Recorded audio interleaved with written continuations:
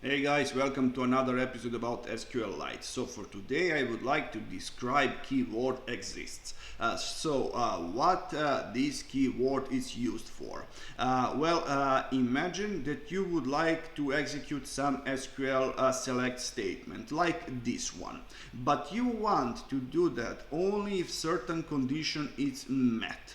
And what that condition is, that certain kind of value exists in some particular column. Otherwise you don't want to bother with that table. With this select all from item, we have retrieved all of values from item table. But let's say now I would like to use keyword exists. How I'm going to do that? First of all, you need keyword where, and then exists, open brackets, and in brackets you are going to create substatement, and that select statement should look for a value that you would like to test for existence. So I'm going to select all from item where price bigger than 8 USD. So if I run this code, nothing is going to be returned. Why? Let me explain you how this statement works. Pretty much what this exists and then a substatement means. If exist statement returns true, that means that this top select statement is going to be executed. If false, like in this case, top select statement is not going to be executed. So you know that we don't have any value bigger than 8 USD. So this exist select statement returns false.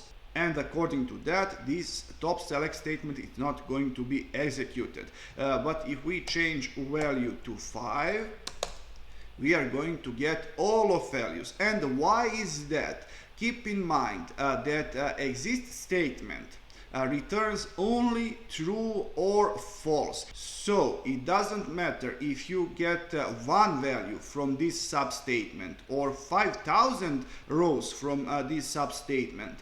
This exist statement is going to return true. If you receive nothing from this substatement, this exist statement is going to return false, and according to that, this top select statement is going to be executed. And top select statement looks for all of values from item table.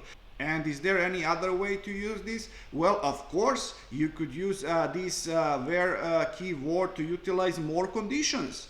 Let's say price less than 3.5.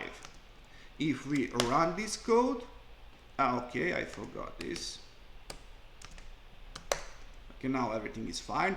Take a look now. Every single element that we got with this statement have a price less than 3.5 USD. And with this select statement, we asked for values above 5 USD. And this is completely fine because this is the statement that is going to return values.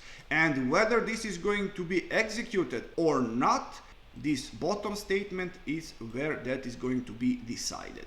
This subject could be a little bit confusing for beginners, but don't worry, eventually you are going to get along with it. So that's all for now. If you're satisfied with this content, please subscribe and see ya.